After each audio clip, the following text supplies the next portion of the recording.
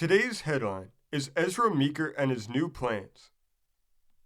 It says, almost everybody has heard of Ezra Meeker, who with his genuine old prairie schooner drawn by ox teams, started on a journey several years ago to mark the Oregon Trail, and it will be of interest to thousands of persons all over the country to learn that he is now to push that work to completion. The same lumbering oxen and battered prairie schooner with its tar bucket swinging from the rear axle will again carry the pioneer of the Oregon country back over the trail which he and his family used in making the trip for the wilderness between Kansas City and the Dalles, Oregon, 58 years ago.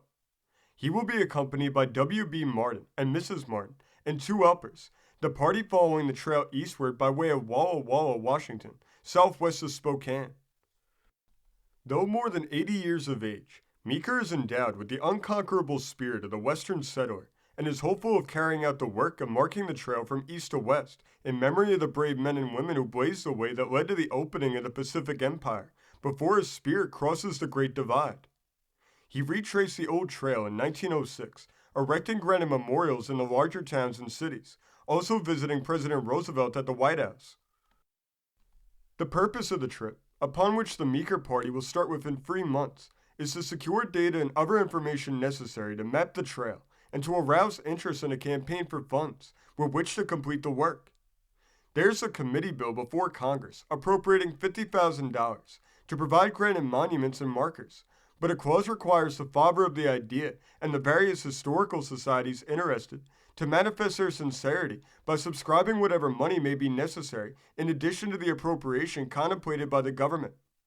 It is planned to select a representative from each historical society in the 6 states covered by the trail to assist in locating the overland route and placing the monuments.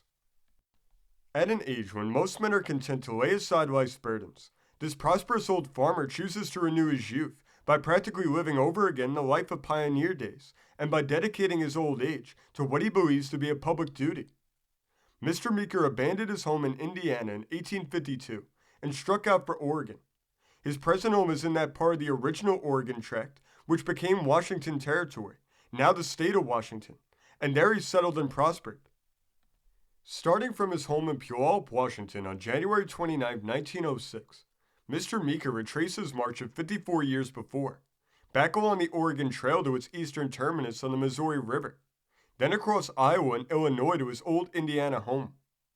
As he journeyed, he interested the people along the route in the importance of saving the Oregon Trail from oblivion. Their fathers and grandfathers had helped to make it, but the past was in a fair way to be forgotten.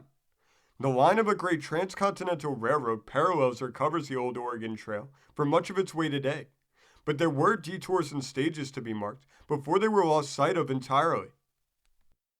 So this old trail, which was one of the great roadways of the nation a century and a half ago, has become known better than ever to the present generation. Between Puyallup and Omaha, many monuments have been erected. Mr. Meeker, after a year's travel, reached his former Indiana home. His journey and his task ended, as he thought then, but now he is to carry the work on to completion. After he left his Washington home, more than 2,500 persons contributed to the erection of Oregon Trail monuments. At intervals along the route, Mr. Meeker, with the aid of people for whom he and others blazed the way, erected monuments, a huge stone boulder here, a cairn of stones there, a signboard or post in another place. In Baker City, Oregon, the monument was erected by contributions received from 800 schoolchildren, all of whom were present when it was dedicated. This story came from the great state of New York, being reported in the Caznovia Republican of June 2nd, 1910. Thank you for joining us today. If you want to continue to uncover all of America's lost and forgotten history, then remember before you leave to hit the subscribe button, hit the notification bell, and remember to like and comment below. And we will see you next time on Americana Archives.